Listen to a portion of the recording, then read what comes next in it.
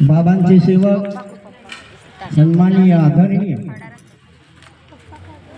भानुसी दादा यांच्या निवासस्थानी मासिक हवन कार्य 12 ते 1 पर्यंत संपन्न झाले आणि त्याच माध्यमातून या ठिकाणी परमेश्वरी गुणाची चर्चा बैठक सुरू आहे। या चर्चारूपी बैठकीमध्ये सृष्टीचे निर्माता बुद्धीचे विधाता सर्व गुण संपन्न शक्तिशाली भगवान बाबा हनुमानजी उपस्थित आहेत। भगवंताला माझा प्रणाम। त्याचप्रमाणे आम्हा गोरगरिबांचे सद्गुरू आणि मानव धर्माचे प्रेरनेते मानव धर्माचे संस्थापक महातेगी बाबा जोंधेजी सुद्धा उपस्थित आहे। बाबांना सुद्धा माझा प्रणाम। त्याचप्रमाणे या कार्याला अहोरात्र साथ देणारी आदिशक्ती वाराणसी सुद्धा या ठिकाणी उपस्थित आहे।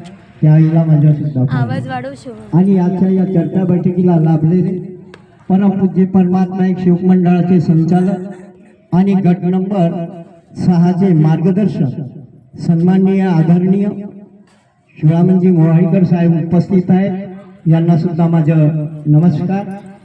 त्याचप्रमाणे या मंचाला विराजमान गट नंबर 3 चे मार्गदर्शक सन्माननीय आदरणीय राजूलालजी शाहूसाहेब उपस्थित आहेत। साहेबांना सुद्धा माझा प्रणाम।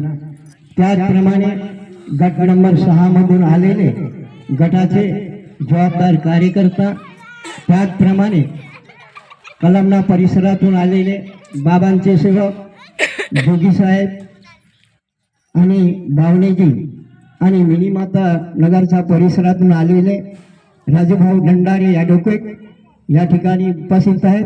अन्य या मंचाला सगळं विराजमान बाबांचे सेवक सेविका आणि बालसेवक बालसेविका यांना सुद्धा माझे नमस्कार।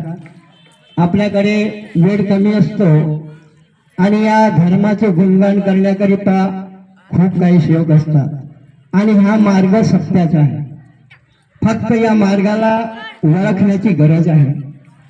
महानतेगी बाबा जोंधेजीच्या ज्याप्रमाणे कुटुंब दुःखी होता आणि दुःखामुळे एका परमेश्वराची प्राप्ती महानतेगी बाबा जोंधेजींनी केलेली आहे। आणि परमेश्वरी भक्तीमध्ये बाबांच्या कुटुंबामध्ये बाबाला भक्ती करत असताना खूप काही अडचणी आले, काही संकट आले, परंतु बाबा न जुमानता परमेश्वराला सोडलं नाही आणि म्हणून या मार्गाच्या सेवकालाही ह्या परमेश्वराला सोडता येत नाही आणि ज्यांनी सोडलं तर त्या मानवाला अंतिम वेळेस मोक्ष प्राप्त होत नाही। ह्या मानव धर्माचा सिद्धांत आहे। प्रत्येकाने आपलं आपलं अनुभव सांगितला आहे।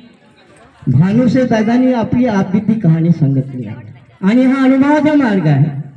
फक्त धर्मामध्ये आपण जर आलो आणि आपलं दुःखाचं निवारण झालं तर बाबांनी दिलेले 4 तत्व 3 शब्द आणि 5 नियम या माध्यमातून आपलं जीवन जगलं तर आपल्या कुटुंबामध्ये कोणत्याच प्रकारचं दुःख निर्माण होत नाही।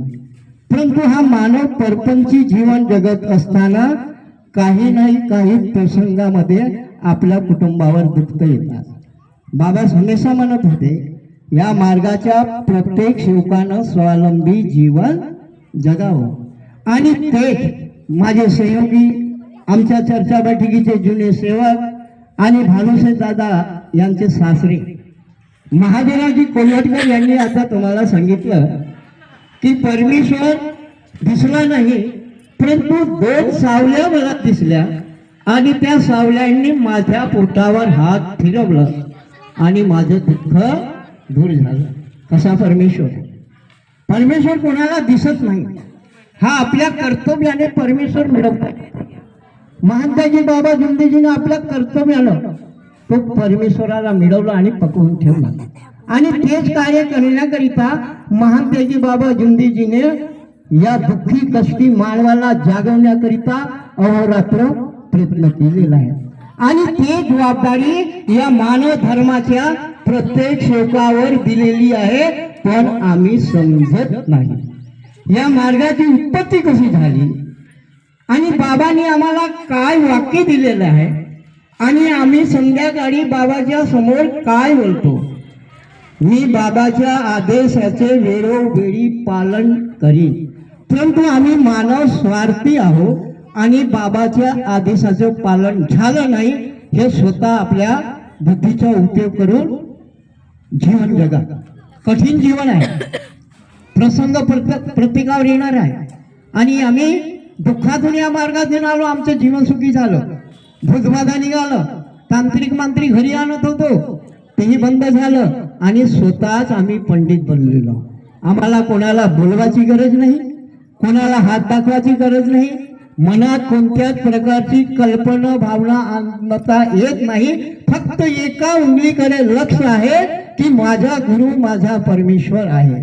म्हणून म्हटलेलं आहे, आगे गुरु पीछे चेला कभी न रहे भगवान बिना अकेला. तो इस मार्ग में है त्याग. बाबाचं सत्य काय आहे, एक चित्त एक लक्ष आणि सीधी साधी पूजा. हे कोणी सांगितलं? महान त्यागी बाबा जुमदेवजीचं देह त्या परमेश्वरानं जागवितलं. म्हणून महान त्यागी बाबा जुमदेवजी भगवान बाबा हनुमानजी